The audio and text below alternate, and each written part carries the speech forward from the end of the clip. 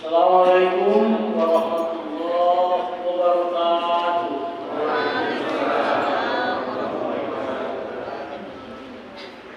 Alhamdulillah wassalatu wassalamu ala Rasulillah amma ba'du. Bapak-bapak dan ibu-ibu teristimewa anak-anak kami yang remaja, baik putra maupun putri, anak-anak pelajar, semua jemaah yang bersama-sama malam ini di Masjid Syuhada. Setelah kita buka bersama, kita sholat maghrib bersama, kita isya bersama, tarawih dan witir bersama. Alhamdulillah, kita lanjutkan dengan tausiah dalam rangka peringatan nuzul Al-Quran. Seperti yang disampaikan oleh protokol tadi, malam ini sudah malam yang ke-20. Berarti kalau nuzul Al-Quran itu terjadi pada tanggal 17 Ramadan. Itulah di awal turunnya Al-Quran kepada Nabi kita di dua hiro yang adalah kami masih ingat.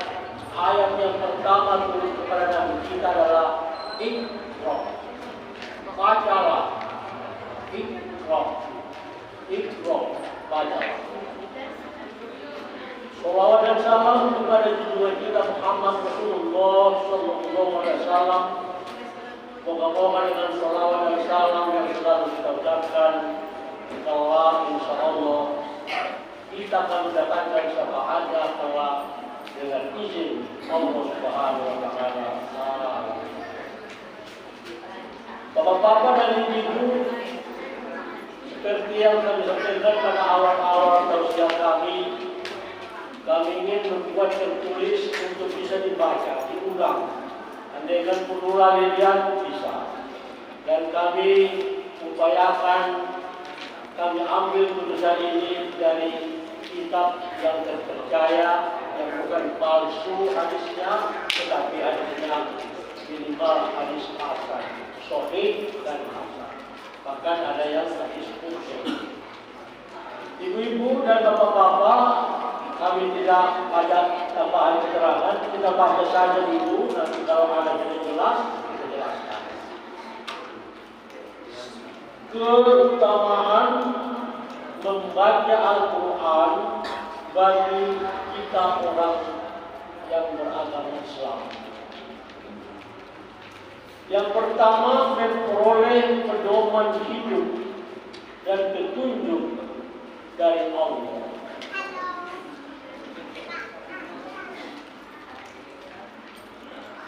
Di setiap awal Ramadan selalu kita dengarkan tausiah Syahrul Ramadan alladzi unzila fihi Al-Quran hudan lin-nas. Pada bulan Ramadan Allah turunkan Al-Quran sebagai petunjuk bagi manusia. Wa bayyinatin minal huda, memberi penjelasan dari petunjuk tersebut wal furqan, pembeda antara yang hak dengan yang batil. Itu surah Al-Baqarah 1. Yang kedua, memperoleh pahala berlipat ganda. Dengan membaca Al-Quran, kata Nabi kita akan memperoleh pahala yang berlipat ganda. Bagaimana keterangannya? Sebagaimana hadis yang diriwayatkan oleh Abdullah bin Mas'ud, Allah Subhanahu Wa Taala memberikan pahala satu kebaikan dari setiap huruf. Saya ulangi, dari setiap huruf Al-Quran yang dibaca. Kemudian dari satu kebaikan itu Allah Subhanahu Wa Taala melipat gandakannya menjadi 10 kebaikan. Hadis Nabi menunjukkan yang artinya dari Abdullah bin Mas'ud, Rasulullah SAW bersabda, barang siapa yang membaca satu huruf dari kitabullah Al-Quran, maka dia akan memperoleh satu kebaikan. Sedangkan satu kebaikan didapatkan dengan 10 kelimpahannya. Artinya kelipatannya 10 kali lipat. Aku kata Nabi tidak mengatakan alif lam mim. Saya tidak mengatakan alif lam itu satu huruf, tapi justru alif lam itu adalah 3 huruf. Alif lam mim. Setiap huruf dapat 10 kebaikan. Hadis di atas menjelaskan mengenai banyaknya pahala yang akan dilipat gandakan oleh Allah Subhanahu wa Ta'ala andaikan kita membaca di bulan Ramadan. Andaikan belajar Alif Lam Mim, salah lagi Alif Lam Mim, membaca berulang-ulang dengan belajar pahala. Tidak diulang lagi pahala lagi. Kalau itu dibaca di Ramadan, lipat gandanya luar biasa. Kata Nabi, bukan kata Pak Hasan Basri, bukan kata Nabi kita. Itu baca. Sehingga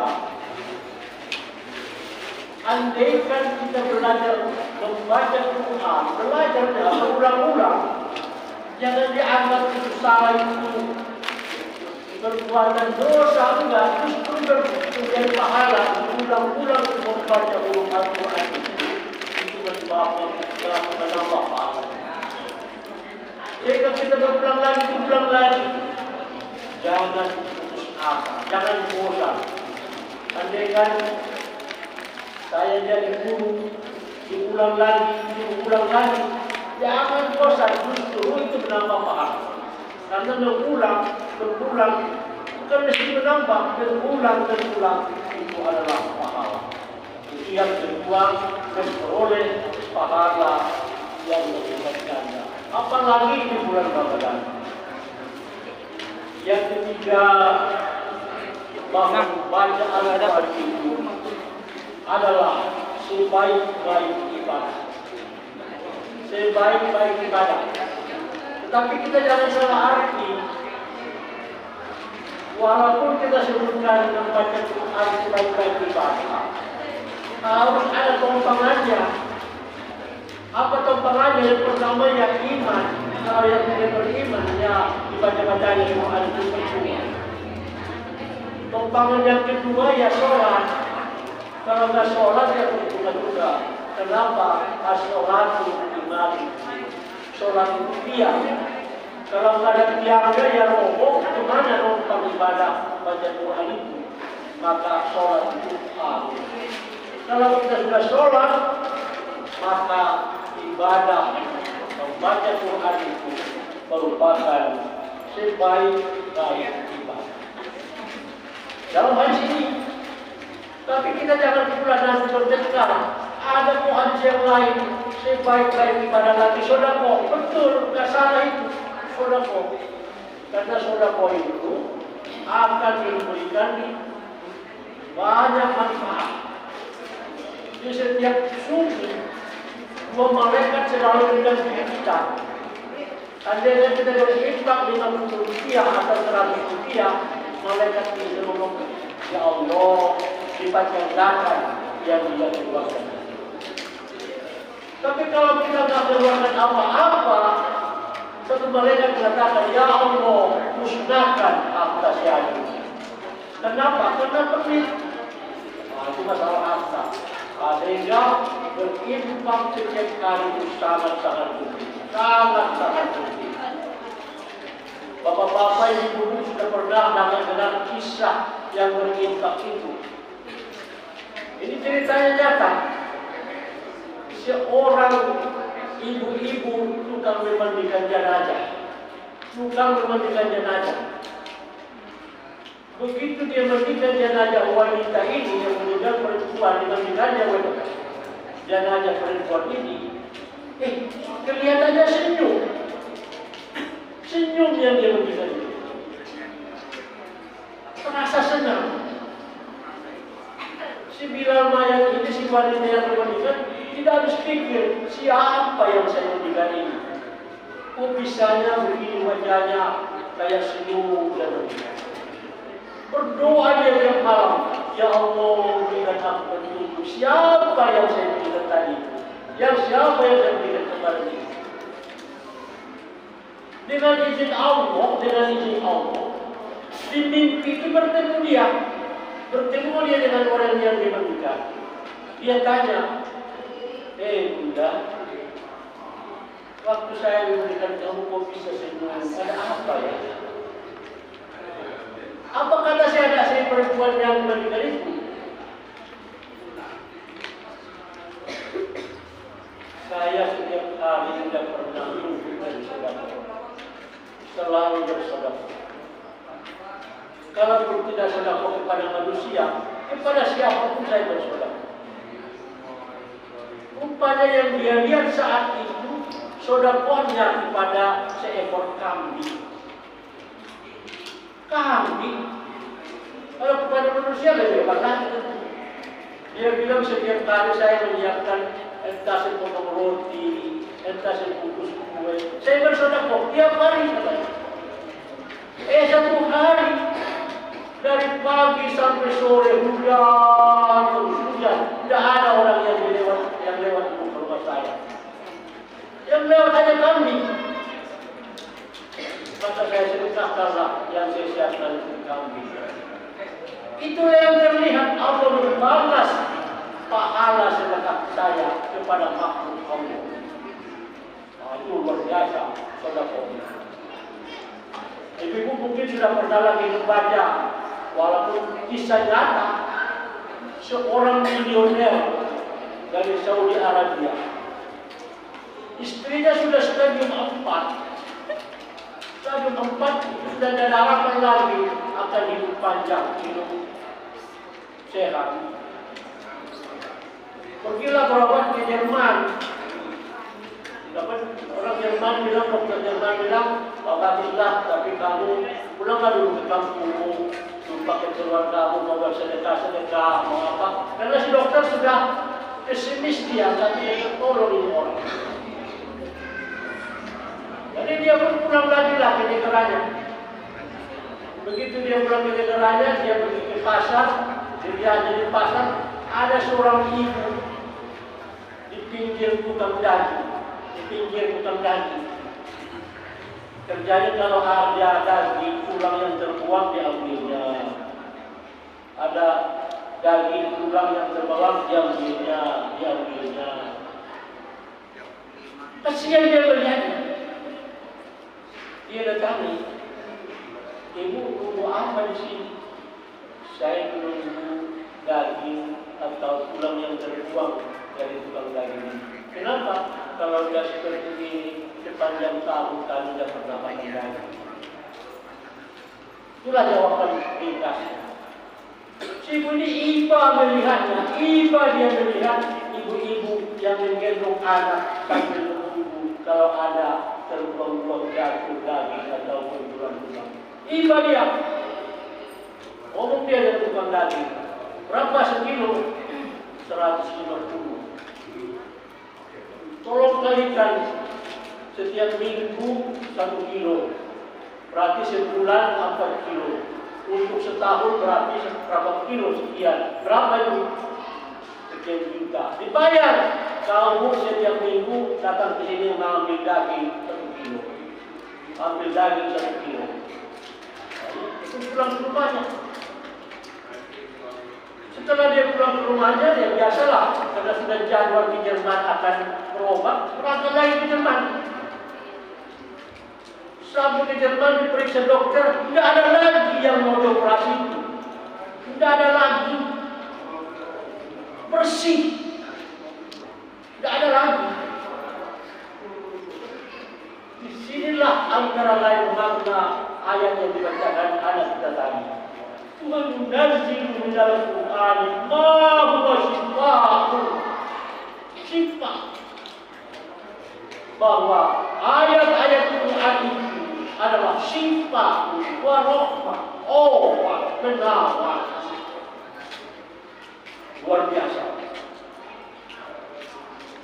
Dari situ dah tulisan bagi lagi bahwa sedekah itu menjadi obat. Kita lihat saya lah, bapak-bapak yang sudah berdiri Mekah. Tidak ada penghuni rumah sakit di Mekah Madinah kecuali musim haji. Kalau orang Mekah itu tidak ada yang sakit-sakit. Kenapa? Karena memang mereka begitu. Kalau flu influenza, tambah sholatnya. Biasanya sholat sunnahnya sehari semalam hanya 13, tambah lagi sholat sunnah. Kurang sehat lagi, gangguan lagi, tambah sodako. Masih ada gangguan lagi, tambah lagi sodako. Ini wa nunazzilu minal Qur'an ma huwa shifaa'un wa rahmah. Sifat dan rahmat. Bukanlah itu saja. Ada ustaz yang agak-agak apa lagi, yang agak-agak coba-coba lah gitu. Dia responda, ada lagi ya. Pasti kena, karena STK nggak bawa, sehingga punya helm nggak pakai. Dia mau pergi sholat Jumat. Ada lagi yang besar-besar. Apa yang teringat dia? Teringat dia kasus dari kita ketika dikepung rumahnya, ketika akan hijrah ke Madinah. Apa yang dia baca? Jibril datang, wa ja'alna min baini aydihim sadda, min khalfihim sadda, fa aghasyaynahu wa la yubsirun. Dibacanya. Lewat. Polisi itu nggak nampak. Sadar dia begitu dia mau belok ke masjid, ditabrak tukang beca. Kenapa ditabrak? Sungguh Pak, nggak kenapa Pak, kan nampak. Supaya dengan baca Al-Quran dia bisa nampak. Banyak ayat Al-Quran. Tapi jangan salah gunakan ya. Kalau Quran nanti pakai tongkatnya Nabi Musa, tongkat Nabi Musa itu tongkat kebarkan terpanjang 12 mata sungai. Doanya bagaimana? Pakai dulu ayatnya. Sampai dapat panjang dia. Dipukulkannya ke laut. Telah lagi laut. Apa bacaannya? Ayatnya ada. Bacalah. Itulah Al-Quran. Luar biasa. Cuma nanti dia usai kita ini. Allah berikan kita Quran, tapi kita tidak pakai.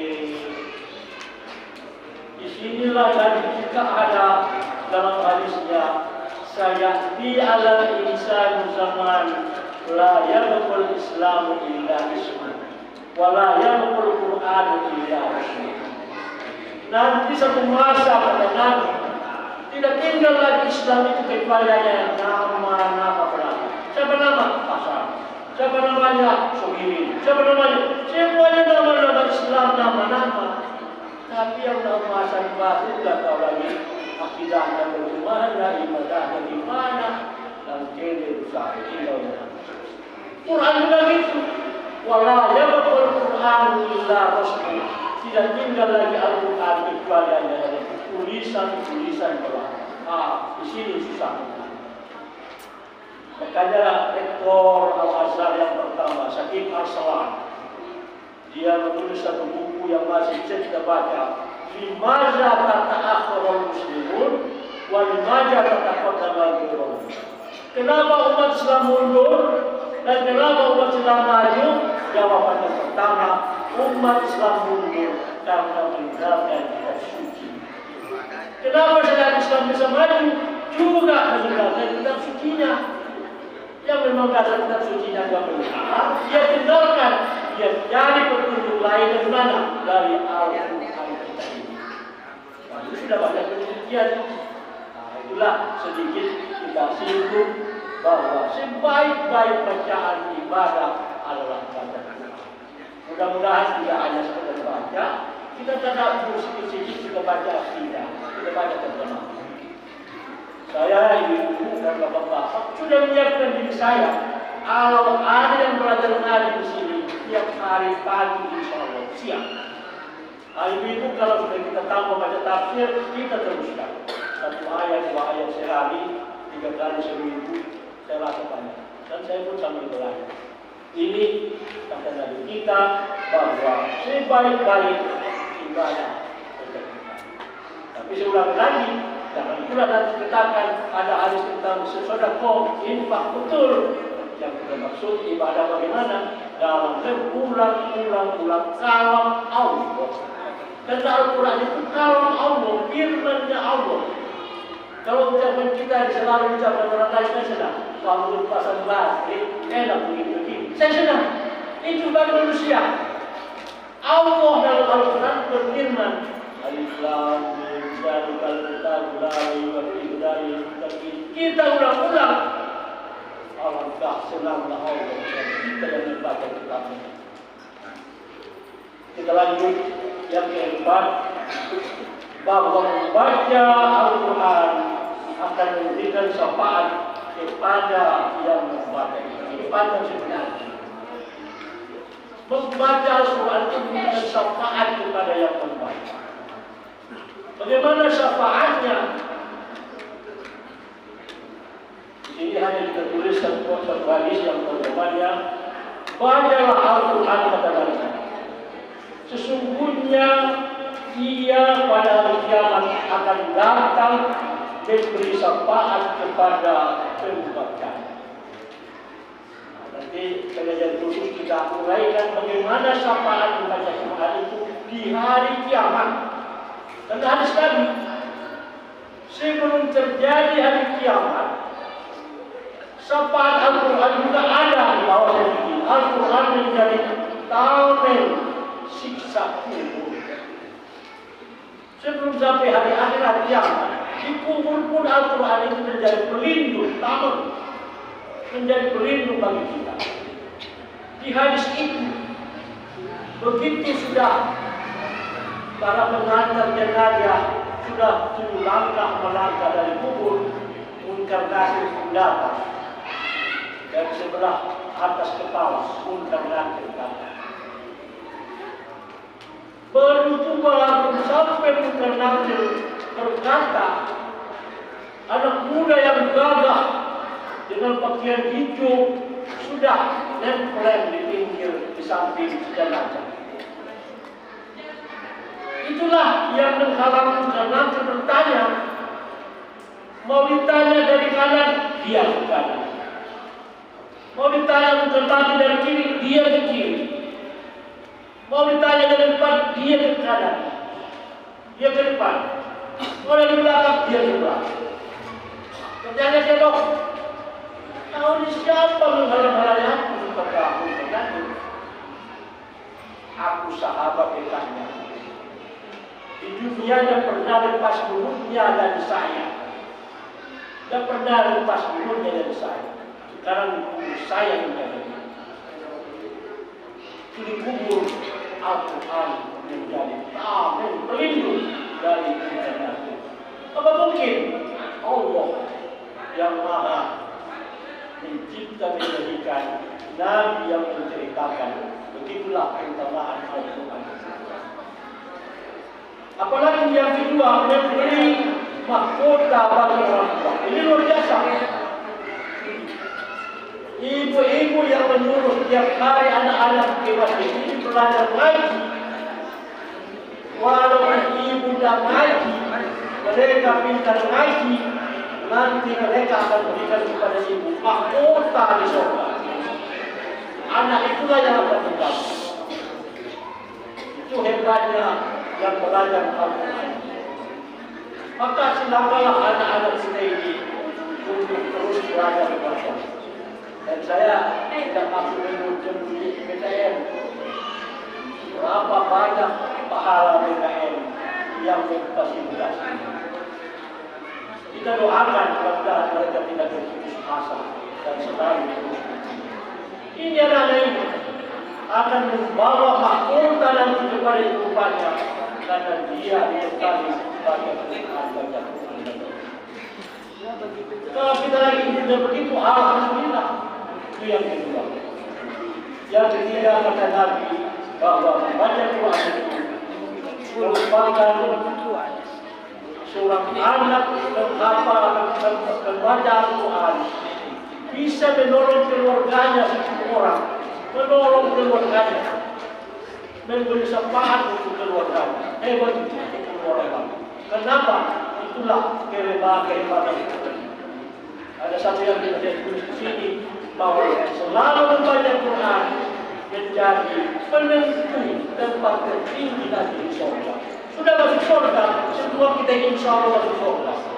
Tapi siapa yang paling banyak bacaan Al-Qurannya, maka tempatnya di utara. Itu yang kita keutamaan membaca Al-Quran. Insya Allah kita sudah ada surga. Mudah-mudahan maka Allah melihat lagi siapa yang paling banyak membaca. Tidak mesti dihitung daripada sekian kali harta, enggak. Ini lagi, sana lagi. Mudah-mudahan ikhlas, luar biasa.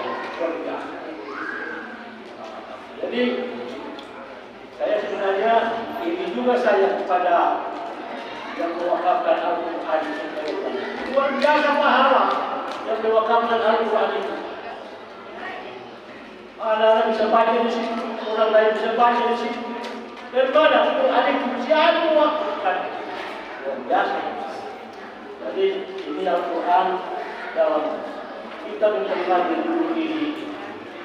Yang keempat sudah disebutkan bahwa membaca Al-Quran memberikan syafaat pada hari kiamat. Dan sebelum hari kiamat juga dari siksa kubur akan memberikan pertolongan, pelindung tameng kepada membaca Al-Quran. Bahkan belum sampai kubur lagi, masih di dunia ini saja sudah sangat-sangat banyak manfaat kegunaan dari membaca Al-Quran. Maka bersungguh-sungguhlah. Saya ulangi, saya sudah katakan, mudah-mudahan bukan dalam arti mendulu nggak bisa ngaji, tapi kita ingin meluruskan bacaan lagi, meluruskan bacaan lagi. Kami siap kita bersama-sama. Kita sekarang di mana? Tidak ya, kalau saya tanya. Jadi yang lain kalau mau ikut ya, tapi sama senang. Itu masih ada kesehatan, kalau nggak kesehatan lagi. Karena maaf bapak-bapak ini, saya juga sangat bersyukur kepada Allah. Kawan-kawan saya betul-betul tinggi, tidak ada lagi masalah yang supaya tidak. Kita masih diberikan Allah kesempatan. Kalau sudah sholat, apakah itu surat saya terhati ya Allah? Apakah ingin sekali ya Allah? Oh ya Allah, berikan kesempatan. Apalagi sampai di tempat kita sudah lama. Sebelum sholat itu saya sudah nangis Tuhan. Ya Allah, apakah ini yang terakhir? Saya sudah pada Allah. Ya itulah kita bermohon lagi kepada Allah. Termasuk Ramadan ini. Di bulan Syawal, di bulan Rajab kemarin kita, ya Allah, berkali-kali menjaga usia. Allah sudah menjaga ini Ramadan. Bisakah kita gunakan Ramadan itu untuk memperoleh ampunan? Karena ada kata Nabi, 3 orang yang sangat-sangat rugi.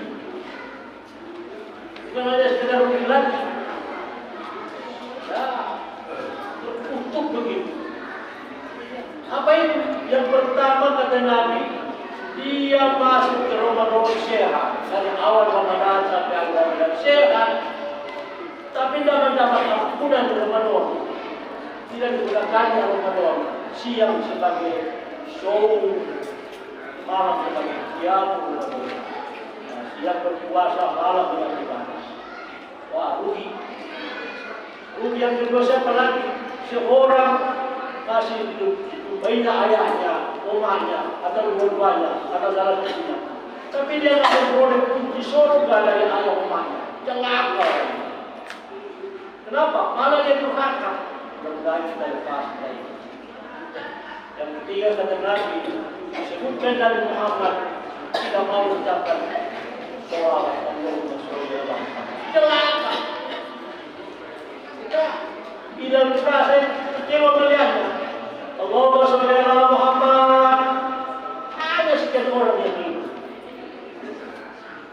Kesempatan sebenarnya bagi kita. Cuma boleh, dan kuat-kuat juga boleh. Tapi harus kalau kita nggak ikuti rugi. Kita lanjut sekali lagi yang terakhir bahwa dengan membaca Quran akan menenteramkan jiwa, menenteramkan jiwa. Apa kata Allah dalam Al-Quran? Allah dzikrillah. Ingatlah dengan ingat Allah itu akan menenteramkan. Ingat Allah itu banyak. Mulai dari cara berzikir subhanallah, alhamdulillah, Allahu akbar. Zikir, baca Al-Quran, zikir. Ini jamin Allah dalam Al-Quran. Alhamdulillah, ingatlah dengan mengingat Allah, zikir kepada Allah akan menenteramkan. Kalau lagi risau, banyak masalah, banyak problem, baca Al-Quran. Ada kendala, baca Al-Quran. Ada yang begitu ini, baca Al-Quran.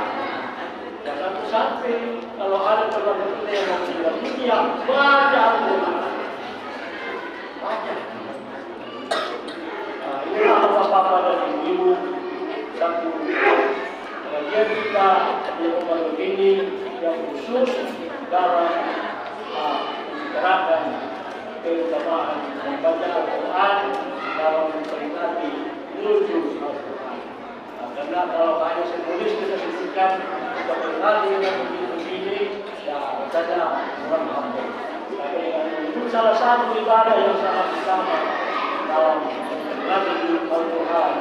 Mudah-mudahan dapat bisa kita lakukan seberapa yang bisa kita. Ini sajalah tausiah kita dan kita dulu dan kita tentu harus kita istirahat dulu untuk mendapatkan pahala sahur lagi. Karena asal saat sahur doa yang dilakukan. Jangan sampai kita sia-siakan saat-saat sahur dari doa kepada Allah. Apa doanya? Yang selalu baca juga kita sih. Allahumma innaka afuwwun tuhibbul afwa fa'fu anni ya karim. Boleh, ya karim boleh dibaca lebih hari. Dua-duanya boleh. Allahumma innaka afuwwun tuhibbul afwa fa'fu anni ya karim. Itulah doa yang sengaja selalu kita baca dalam menunggu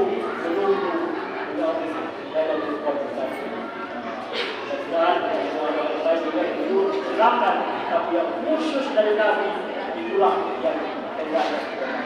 Allahumma innaka afuwwun tuhibbul afwa.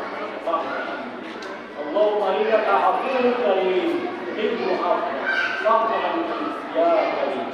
Kalau laki-laki, fa'fu anna ya karim. Silakan.